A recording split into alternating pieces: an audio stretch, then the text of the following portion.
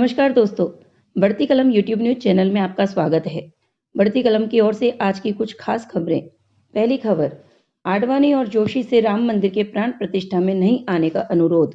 जाने कौन कौन होंगे शामिल। अयोध्या में राम मंदिर के लिए आंदोलन में आगे रहे भारतीय जनता पार्टी के वरिष्ठ नेता लालकृष्ण आडवाणी और मुरली मनोहर जोशी के स्वास्थ्य और उम्र संबंधी के कारणों से अगले महीने होने वाले मंदिर के प्राण प्रतिष्ठा समारोह में शामिल होने की संभावना नहीं है। अयोध्या में राम मंदिर का निर्माण करा रही संस्था श्री राम जन्मभूमि तीर्थ क्षेत्र ट्रस्ट के महासचिव चंपत राय ने यह जानकारी दी। उन्होंने बताया कि आडवाणी और जोशी परिवार के बुजुर्ग हैं। उनकी उम्र को देखते हुए उनसे न आने का अनुरोध किया गया है, जिसे दोनों ने स्वीकार कर लिया है। आडवाणी अब 96 साल के हैं और जोशी अगले महीने 90 साल के हो जाएंगे। दूसरी खबर, कौन है वो लखपति दीदी चंदा देवी जिनको पीएम मोदी ने दिया चुनाव लड़ने का ऑफर। अपने संसदीय क्षेत्र वाराणसी के दौरे पर पहुंचे प्रधानमंत्री नरेंद्र मोदी ने चंदा देवी नाम की एक महिला को चुनाव लड़ने का ऑफर दिया। हालांकि चंदा देवी ने चुनाव लड़ने से इनकार कर दिया। दरअसल वाराणसी के सेवापुरी गांव में चंदा देवी भाषण दे रही थी। पीएम मोदी उनके भाषण से इतना प्रभावित हुए कि उन्होंने कहा, आप तो बहुत अच्छा भाषण देती हैं, क्या आपने कभी चुनाव लड़ा है। इस पर चंदा देवी ने इनकार कर दिया। आगे पीएम मोदी ने पूछा, क्या चुनाव लड़ेंगी। जवाब देते हुए चंदा देवी ने कहा, हमने कभी चुनाव लड़ने का नहीं सोचा है, हम आपसे ही प्रेरित होते हैं। आपके सामने खड़े होकर मैंने मंच पर 2 शब्द कहे हैं, मेरे लिए यही गर्व की बात है। तीसरी खबर, दाऊद इब्राहिम कराची के अस्पताल में भर्ती, मीडिया रिपोर्ट्स में जहर देने की आशंका। मीडिया रिपोर्ट्स के मुताबिक अंडरवर्ल्ड डॉन दाऊद इब्राहिम कराची के अस्पताल में भर्ती है। उसे जहर दिए जाने की आशंका जताई गई है। हालांकि अभी तक इस खबर की आधिकारिक पुष्टि नहीं हो सकी है। यह कहा जा रहा है कि वो 2 दिन से अस्पताल में भर्ती है, उसे कड़ी सुरक्षा में रखा गया है।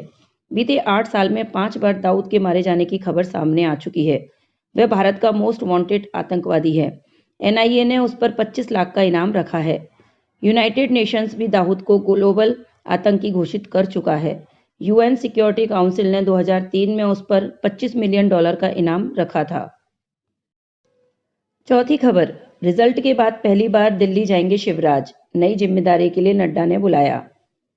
मध्य प्रदेश के पूर्व मुख्यमंत्री शिवराज सिंह चौहान आज दिल्ली जाएंगे। वे दोपहर 12 बजे भाजपा के राष्ट्रीय अध्यक्ष जेपी नड्डा से मुलाकात करेंगे। चुनावी नतीजों के बाद शिवराज का यह पहला दिल्ली दौरा है। माना जा रहा है कि भाजपा ने शिवराज की नई भूमिका तय कर ली है। नड्डा उनसे इसी बारे में चर्चा करेंगे। उन्हें केंद्र सरकार या राष्ट्रीय स्तर पर संगठन में जिम्मेदारी मिल सकती है। पांचवी खबर, एएसआई ने ज्ञान व्यापी सर्वे की रिपोर्ट वाराणसी कोर्ट को सौंपी। मुस्लिम पक्ष बोला, इसे सार्वजनिक न करें। आर्कियोलॉजिकल सर्वे ऑफ इंडिया ने वाराणसी कोर्ट में ज्ञान व्यापी के सर्वे से जुड़ी रिपोर्ट सौंपी है।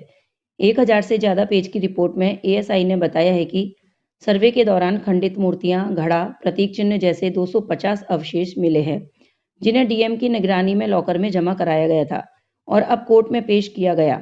वहीं मुस्लिम पक्ष ने अदालत से मांग की है कि रिपोर्ट को सार्वजनिक न किया जाए, जबकि हिंदू पक्ष ने इसे सार्वजनिक करने की अपील की। इस पर अदालत 21 दिसंबर को फैसला सुनाएगी। छठी खबर, भारत में कोरोना से एक दिन में 5 की मौत, केरल में नया JN1 सब वेरिएंट मिला। देश में कोरोना से एक दिन में 5 लोगों की जान गई है। केरल में कोविड का नया सब वेरिएंट JN1 मिला है। इससे 17 दिसंबर को 4 लोगों की मौत हो गई।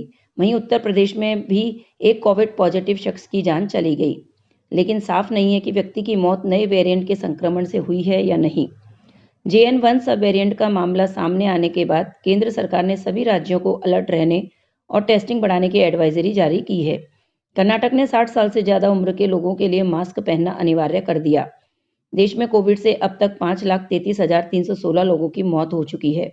देश में रविवार को 335 नए कोविड केस दर्ज किए गए और एक्टिव केस की संख्या बढ़कर 1,701 हो गई है।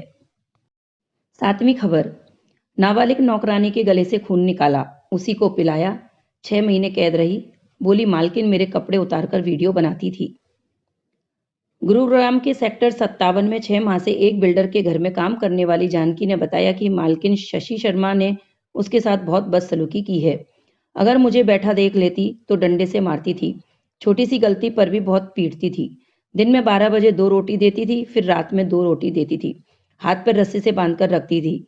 काम होता था तभी रस्सी खोलती, चाकू से चीरा लगाकर मेरा खून निकालती थी। कोई घर में आता तो मेरे मुंह पर टेप लगाकर छत पर छिपा देती थी। मेरे कपड़े उतारकर वीडियो भी बनाती थी। अगर मम्मी पापा बचाने नहीं आते तो मैं जिंदा नहीं बच पाती। जानकी को 9 दिसंबर को रेस्क्यू किया गया। उसकी हालत बहुत खराब थी। पूरे शरीर पर चाकू, डंडे, तेजाब और कुत्ते के काटने के निशान थे। ये निशान अब भी हैं। आरोप है कि शशि शर्मा के 2 बेटे उसके प्राइवेट पार्ट को छूते थे। तीनों के खिलाफ पोक्सो और जुवेनाइल जस्टिस एक्ट में एफआईआर दर्ज कराई गई है। 8वीं खबर, 1 करोड़ के हीरे लेकर हीरा दलाल फरार।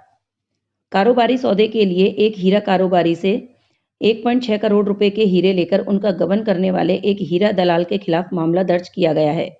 आरोपी की पहचान उत्कर्ष खंडेलवाल के तौर पर की गई है, जो सांता क्रूज पश्चिम का रहने वाला है। अपनी शिकायत में प्रतीक रबाड़िया ने बताया है कि वह बांद्रा कुर्ला कॉम्प्लेक्स में एक डायमंड कंपनी चलाता है।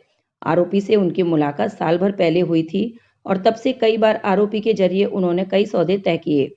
10 अक्टूबर को आरोपी खंडेलवाल ने रबाड़िया से सैंपल के तौर पर हीरों की मांग की, ताकि एक कारोबारी को हीरे दिखाए जा सकें।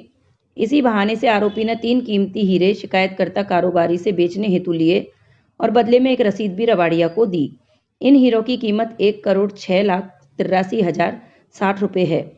सैंपल हीरे करीब 10 दिन में लौटाने का वादा आरोपी ने किया था। 1 नवंबर को जब रबाड़िया ने आरोपी से संपर्क किया तो उसने बताया कि वह जयपुर में है और मुंबई आकर सौदे के बारे में जानकारी देगा। अगले कई दिनों तक वह इसी तरह से बहाने बनाकर टालमटोल करता रहा।